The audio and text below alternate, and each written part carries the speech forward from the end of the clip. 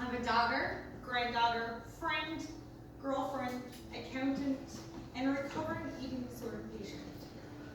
I was diagnosed with anorexia nervosa when I was 21. I have been struggling with this disease on and off since 2010, but I'm also here to tell you that recovery is possible. Now, before I dive into my personal story, I want to give you a few shocking facts about eating disorders. Those who are familiar with this disease will be familiar with this analogy. We refer to it as ED. ED is an acronym for eating disorders. We treat it like an individual in the recovery process, which I will explain a little later. But for now, I'm going to be referring to it as my eating disorder as ED, because let me tell you, ED has its own personality, character, and identity. Now, normally I get a little annoyed when guest speakers start off their lectures with stats, because let's face it, sometimes they're repetitive, annoying, somewhat boring. However, I don't think we're as educated on the subject as one would seem to believe. For those who are not aware of the types of eating disorders there are, here's a brief background of the three most common. Number 1, anorexia nervosa. Anorexia is likely the most well-known eating disorder. It is generally developed during adolescence or young adulthood and tends to affect more women than men. People with anorexia generally view themselves as being overweight, even if they are dangerously underweight.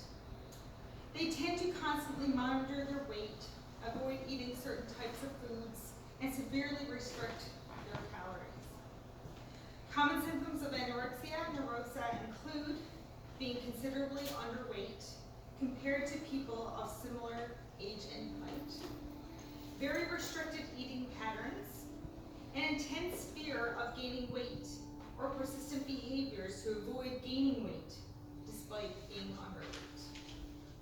A relentless pursuit of cleanliness and unwillingness to maintain a healthy weight, a heavily influence of body weight or perceived body shape of self-esteem, a distorted body image, including denial of being seriously underweight. Anorexia can be damaging to the body. Over time, individuals living with it may experience the thinning of their bones or osteoporosis, infertility, brittle hair and nails, and sometimes a growth of layer of fine hair all over their body, along with all other complications. In severe cases, anorexia can result in heart, brain, or multi-organ failure, and even death. Number 2, bulimia nervosa. Bulimia is another well-known eating disorder. Just like anorexia, bulimia tends to develop during adolescence and early adulthood, and appears to be less common among men than women. People with bulimia frequently eat unusually large amounts of food in a relatively short period. Common symptoms include recurrent episodes of binge eating with a feeling of lack of control, recurrent episodes of inappropriate purging behaviors to prevent weight gain, a self-esteem overly influenced by body shape and weight, a fear of gaining weight despite having a normal and healthy weight. Side effects of bulimia may include an inflamed and sore throat, swollen glands, worn tooth enamel, tooth decay, acid reflux, irritation of the stomach and liner, severe dehydrations, and hormonal disturbances. In severe cases, bulimia can also create an imbalance in body levels of electrolytes such as sodium, potassium, and calcium. This can also cause a stroke or a heart attack. Number 3, the binge eating disorder. Binge eating was only officially recognized as an eating disorder relatively recently. However, it is believed to be one of the most common eating disorders, especially in Canada. Common symptoms include eating large amounts of foods rapidly, in secret, and until uncomfortably full, despite not even being hungry. Feeling a lack of control during episodes of binge eating. Feelings of distress, such as shame, disgust, or guilt, when thinking about the binge eating behaviors. There's no use of purging behaviors such as calorie restriction, vomiting, excess exercise, or laxatives to compensate for binging. But people with binge eating disorders are often overweight or even obese. They increase the risk of medical complications that are linked to excess weight, such as heart disease, stroke, and even type 2 diabetes. I have encountered all three at some point of my life. But did you know, research indicates that the prevalence rates of eating disorders is between 2% and 3%. Based on Statistics Canada population data, an estimated 725,000 to over 1 million Canadians will meet the diagnostic criteria for an eating disorder. According to a 2016 survey, 2.6% of Canadian women aged 25 to 34 years had an eating disorder. The prevalence of anorexia and bulimia is estimated to be 0.3 to 1% among adolescents and young women, respectively. Prevalence rates of anorexia and bulimia appear to be increasing during the transition of adolescence to young adulthood.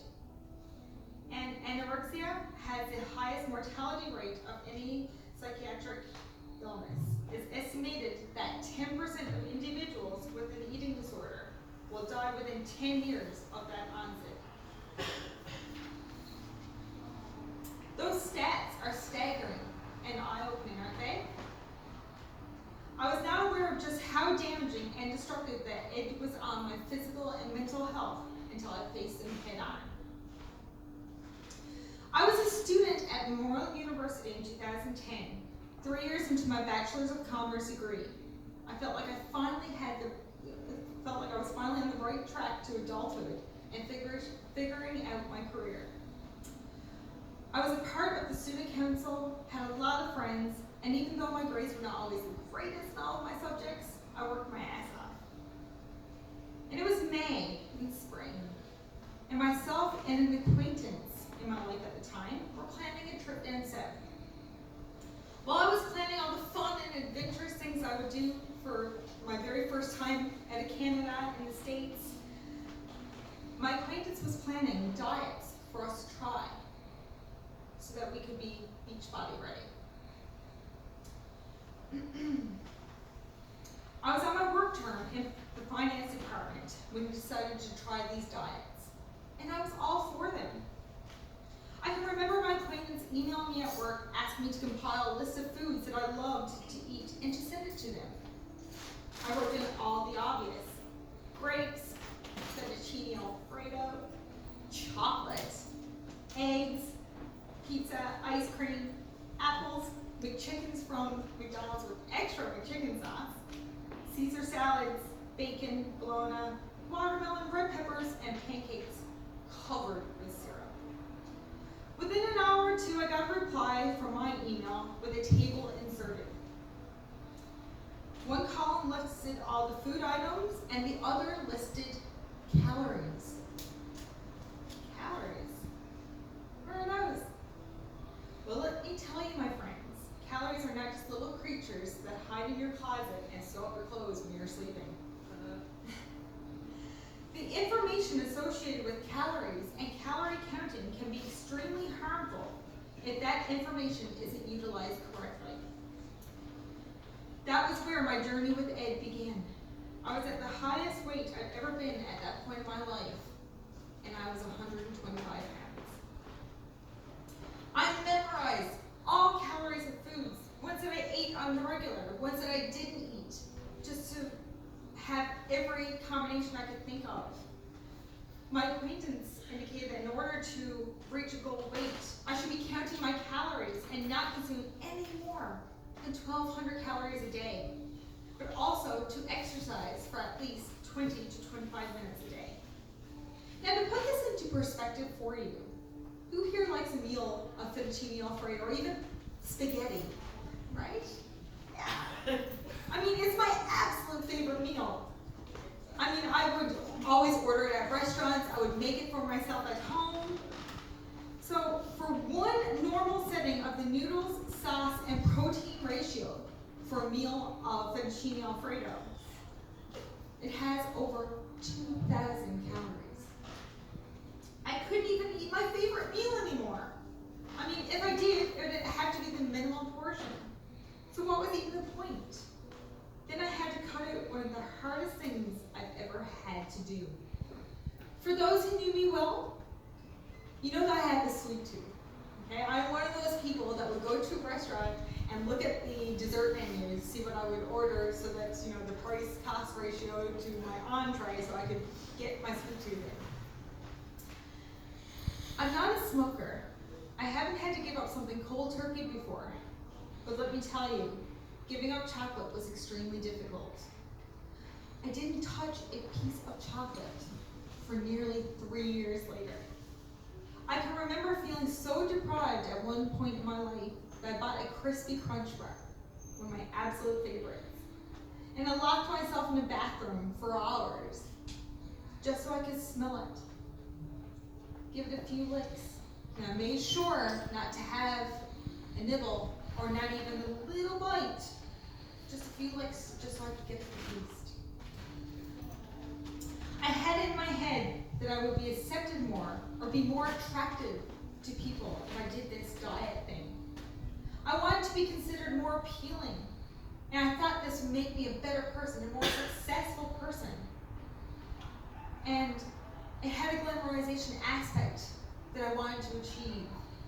So with all these wrongful thoughts in my head, I thought it was a wonderful idea to just work the ante right there, and instead of working out and only consuming 1,200 calories a day, I could speed up this process and only consume 1,000 calories a day and probably work out an extra 5 minutes per day. I was totally in control. I could stop myself at any time if I wanted. But I was strong. This made me strong. I was 100% control of my life. But little did I know, I was slowly spiraling down a dark path that would control me in the end. Weight started to peel off my body. Oh great, I thought. Results, success. People were noticing, commenting on my weight loss. Success again. High five, Lori-Lydia. What if, no, maybe, no.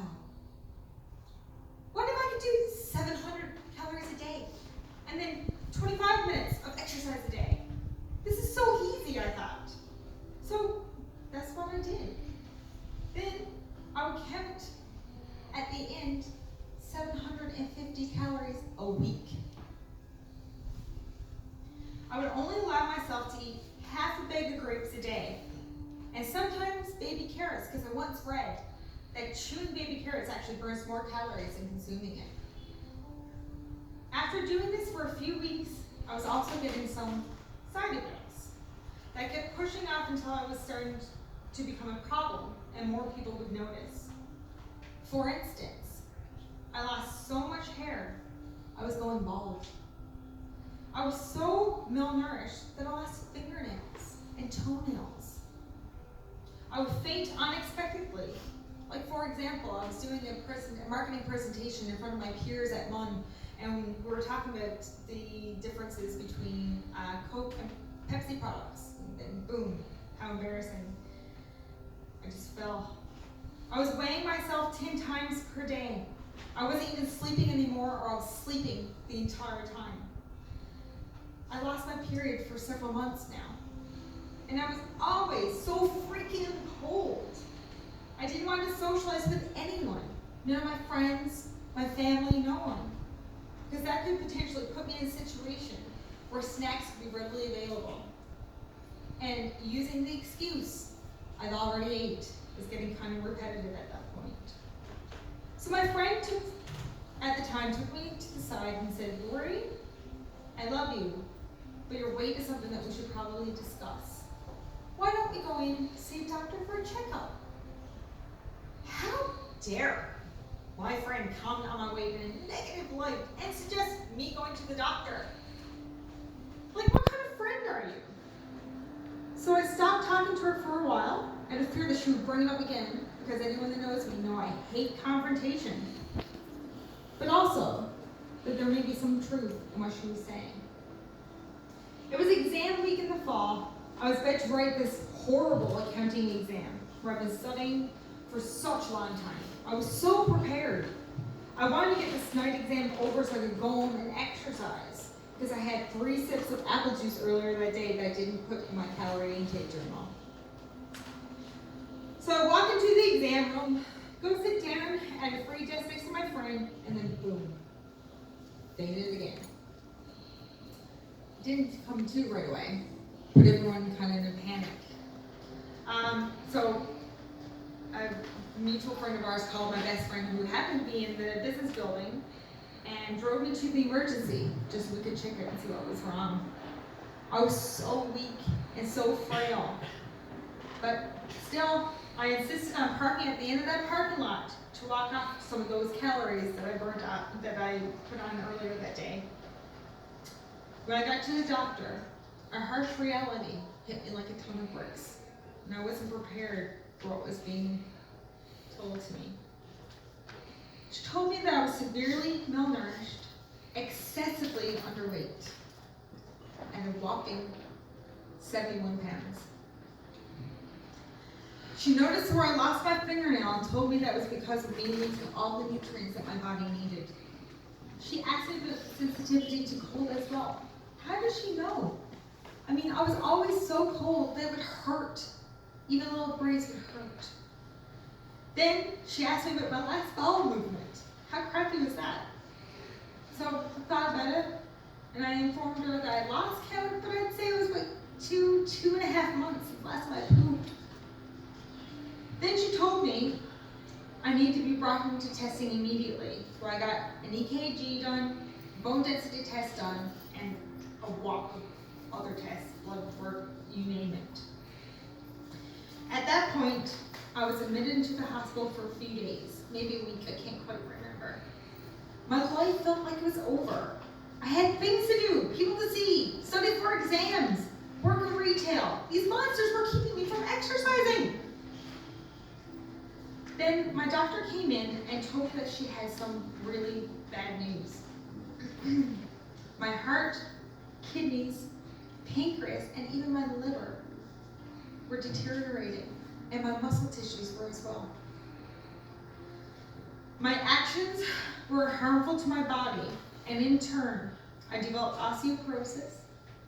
My kidneys were not filtrating properly, and my heart rate was 30 beats per minute. I was slipping away. I was basically starving myself to death. The doctor alongside of the public health nurse had a long chat with me, and how I could very easily die if I didn't change my habits. Death. Whoa. I wasn't expecting to hear that one, if I'm being honest. Then they sat me down to discuss my symptoms and asked if I thought I was sick. Then they asked me what I thought I was sick with, trying to get me to admit to something that I was not willing to accept at that time. So I left the panel of doctors that day, feeling defeated.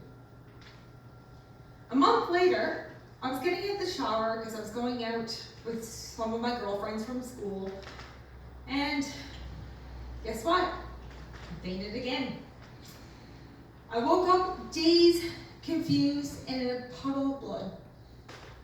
I had hit my head on the side of the entertainment center and knocked myself out cold. I was cold, I was alone, I lived alone, so it made covering up how sick I really was even easier. But I was scared. When I tried to get up, I was too weak to get up, but too stubborn to ask anyone for help.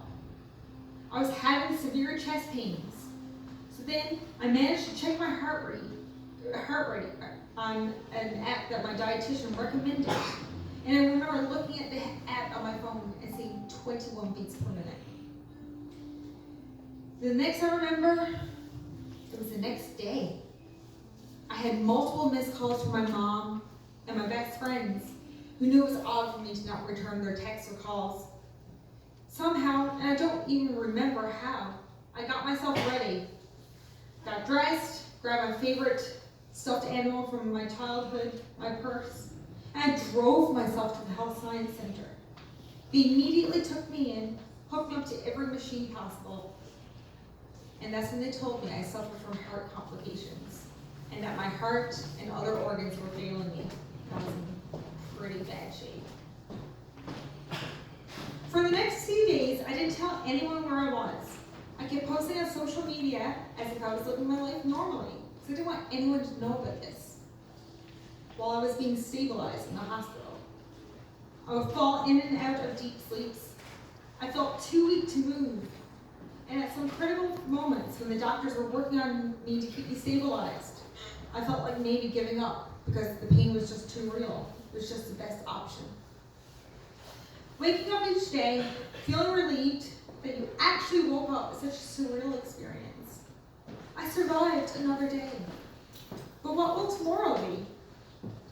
This is a huge eye-opener. I nearly killed myself without even really knowing. Heart failure, kidney failure, multiple organ failures, so many complications. Death. Now I was afraid. I was just not willing to die here, not like this, no sir. Everything and this might sound cliche, but everything meaningful to me and in my life flashed by.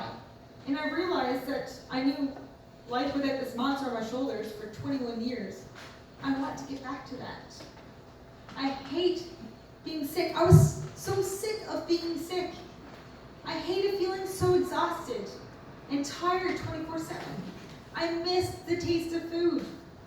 I missed not being obsessed with food or making silly rules for my illness, classifying things as good and bad foods, looking at everything from a calorie-wise perspective, drinking so much water and chewing so much gum that I feel full, and cutting out my favorite foods in my diet because I told myself those were bad foods. The lies. Hiding and living a double life. A life that I hated and kept imprisoned in. I starved myself. I was out of control. I needed to change. So then, I called my doctor in. It's Dr. Pendergast. I'm ready to accept it. Yeah, I'm sick. Yes, I have an eating disorder. I think it's anorexia. I think I'm sick, and I'm sick of being sick. I want to live. Help. Please help me survive. And now I'm choosing recovery. Such a proud moment for my doctor. She mentions it every now and again. She hugged me, and she told me she was proud of me. And it is true what they say. Admitting it is their hardest part. But it also relieved me from this darkness in a certain way. Was I prepared for this change? Absolutely not. It was so scary to think I had to eat and do things that I've been staying away from and convincing myself that they were bad. My doctor said she would check into the Hope Center for me on Major's Path, which is a rehab center for individuals suffering from eating disorders. Unfortunately, when we contacted them, there was a 6-month waiting list to get in. That news shook me. It was like swallowing a dry pill because I felt like I admitted my deepest fear only to have someone say, "It's all right, there's what we can do for you, move on." At that point, I had a few options. Let Ed take over myself and continue being sick. Wait 6 months, see what happens, try my best, or take matters into my own hands and try to get better. It was not an easy decision, and I did not take it lightly. So the next day, I got in contact with Patricia Nash at the Eating Disorder Foundation, and I told her my story. I told her I was saddened that the Hope Center intake was full, but if I waited, I would die, and I was not ready for that. Together, we worked hard to formulate a personal plan where I had to pay for my own services. I had to get my own personal dietitian, psychologist, psychiatrist, a physiotherapist, and a family doctor that specializes in eating disorders. I immediately took on that challenge with financial support from my family and friends after coming up with my new identity. I had acquired enough funds to get the demands to keep me alive at that point. It was the hardest thing I've ever been through. My doctor referred to it as the same thing as an alcoholic trying to get sober. And it's true. It was an addiction that I had to let go. I had to let go of my eating disorder.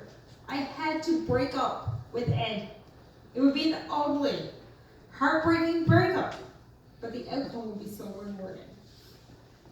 So after 3 months of sticking with my personal plan for recovery, going to all of my appointments, I got the call I was waiting for. Cynthia Burt from the Hope Center called me asking if I was still interested in being admitted into the program because they had an opening. My prayers have been answered. I could finally get the help I truly needed. I had a lot of the hard parts over by that point, facing my demons and getting the help that I needed from the professionals. My first day of orientation was the absolute worst. I walked in with my friend and basically acted like a child who was leaving their mother for the first time. I was not prepared. I was sad, I was angry, nervous, and every other emotion you could possibly think of. I even made the complaint that the place smelled funny, just thinking that they would postpone my stay over something silly like that. I know, silly, I know. Whenever I started the day, it was brutal. However, I started that day and it was brutal. Some days were easy, or most days were hard. I would frequently cry in the quiet room and listen to Taylor Swift or Ed Sheeran just to calm myself. I didn't think anything would be this hard. After a daunting start of the program, I finally graduated the Hope program in less than a year into it. I made some lifelong friends who, for the most part, were through the sensitive and dire circumstances, we found a beautiful love, friendship, and understanding through our struggles together. We were all suffering. We all had serious health issues and mental illnesses, but we had each other. We were each other's cheerleaders and supporters, and we got through even the hardest days together.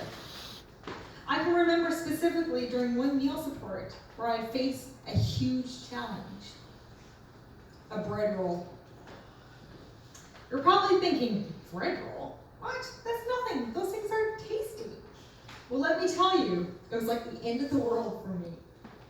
I had a total meltdown, but in the OAT program, during meal support, it's 100% meal completion, no matter what. So at the time, my friend Jessica was sitting across the table from me. We all sit together in a huge table in the kitchen, and she started coaching me and cheering me on. You got this, Lori-Lydia.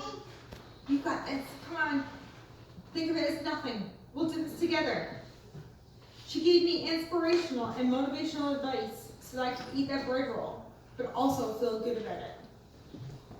Jessica was also suffering, and she probably felt just as anxious as I did about eating that bread roll. But she kept my spirits up, and she got me through. She was such an angel. And on another side note, Jess was also diagnosed with anorexia nervosa, as well as the time when I met her. But I remember meeting her for the first time and seeing her, and she was eating a chocolate snack pack. For a snack, like a mad woman. I can recall seeing how bizarre it was that an eating disorder patient would willingly grab a chocolate snack pack that wasn't scheduled, that she made that choice herself. Crazy. Unfortunately, since then, Jess did pass away, unrelated to her eating disorder. She was actually 3 months into her recovery program, and now she's with the angels watching all over all of her Hope Warriors. Jess inspired me, and now in her honor, I randomly use snack packs in her memory, as much of the Hope Warriors do. I recovered. I was doing well for so many years, but as many as you know, with recovery, eating disorder recovery isn't always linear. 2 years ago, I relapsed, and I relapsed bad. I was in a bad situation in my life, a toxic relationship, and in turn, I felt like I lost complete control over my life. For me, the disease wasn't triggered as my appearance as such, but it always stemmed from a lack of control for my life. I went back to my old ways, got back together with Ed, and he took over my life for about 5 to 6 months fully. I was 90 pounds, and I started to feel as sick and unhealthy as I did 7 years back. I saw the patterns. I felt myself slip. I understood what was happening, and I did the only thing I knew what to do. I called my care coordinator at the Hope program, Jennifer. I confessed to everything. I was sick again, and I couldn't go on. I had to get help, or I knew my body couldn't withstand another beating, for it was still so frail from the initial beating. So I started the inpatient program and stayed there for a few weeks until I felt I had the strength to make the life-changing decisions in my personal and health life. I got rid of what was making me sick. I was gaining my life back. And when I struggle with Ed, like most people do, I tend to feel like I don't deserve anything good in life. So I let bad things happen to me. I let toxic people steal my sunshine, and in turn, I lose my identity. I lose who I am. But when I'm in recovery, I'm not that person at all. My head is clear. I don't feel like every little task is too much. I don't feel like such a failure every single day. I'm the happy, enthusiastic person I was before Ed. What is recovery? Returning to a normal state of health, mind, or strength. Sounds pretty simple, right? Imagine if the process was as clean and clear-cut as this definition. Recovery is anything but simple. It's overwhelming, chaotic, stressful, and challenging. But recovery is wonderful and so worth it. Recovery is a big word with a lot of meaning for me. And recovery for one person may not mean what recovery represents for me. And I think there's so much beauty in that. We're all different. We've all walked our own different paths, weathered different storms, and we have our own unique goals and dreams. For me, recovery is a new chapter in my book. My struggle with my eating disorder was one long chapter, but I'm finishing it. My plan is to never return to that chapter again. Recovery has brought me freedom. Looking back, I can really say that I was a slave to my disorder. Not 1 second went by when I was free from the negative thoughts about myself or my body. There were no days off from this relentless disease. Sometimes I would try to fight back, but most days my eating disorder won the war. Now, I live the life that I was meant to live. I'm in a better state of mind, better health-wise, and better mentally. Recovery has taught me that I can do really whatever I set my mind to if I just stopped listening to Ed. While I was living with my eating disorder, there were so many days and nights that I thought I would never get better. Sometimes I didn't even want to get better because the process was just so hard. I was hopeless. I felt weak.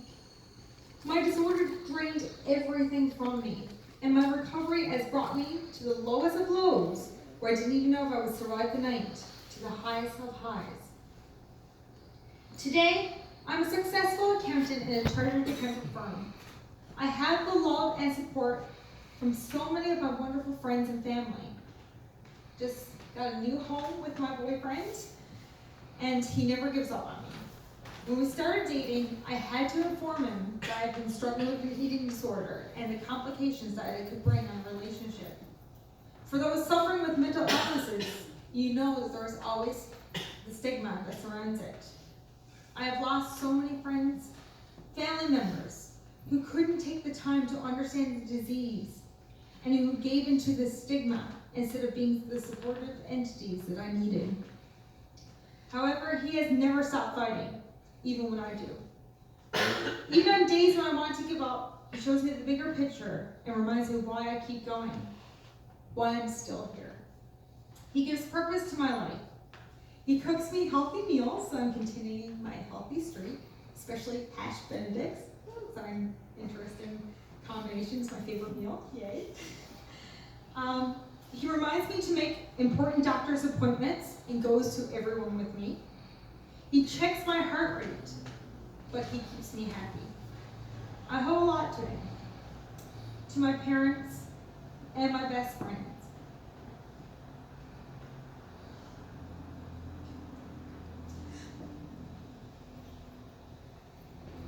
Without them, I would have given up completely. My recovery has brought me to a place where I'm healthy enough to be the fun, loving, strong, and compassionate person I am without the wreck of my eating disorder. Recovery has shown me that my passion is recovery, that I've always wanted to change the world. Cliche, I know. But my recovery has me actually doing just that. When Kit approached me to be a guest speaker for this, I was overjoyed to share my story. Sharing my story brings me so much joy. I kept it a secret for so long, and in turn, I was just hiding things that I did not want to hide anymore. It's the most amazing feeling. I don't think I could ever get tired of telling my story.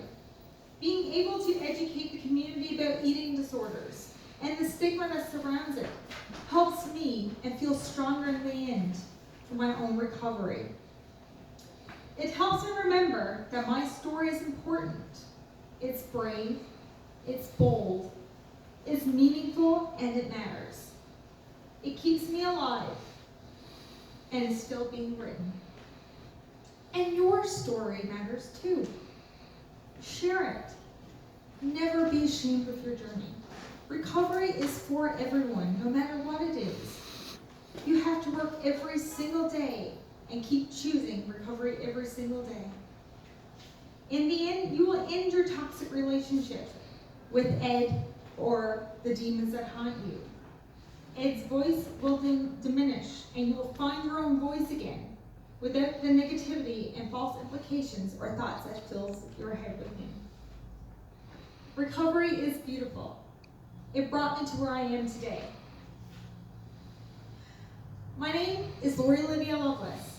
I'm a daughter, granddaughter, friend, girlfriend, accountant, and recovering eating disorder patient. I am proud of my recovery, and you should be proud of yours too. Thank you.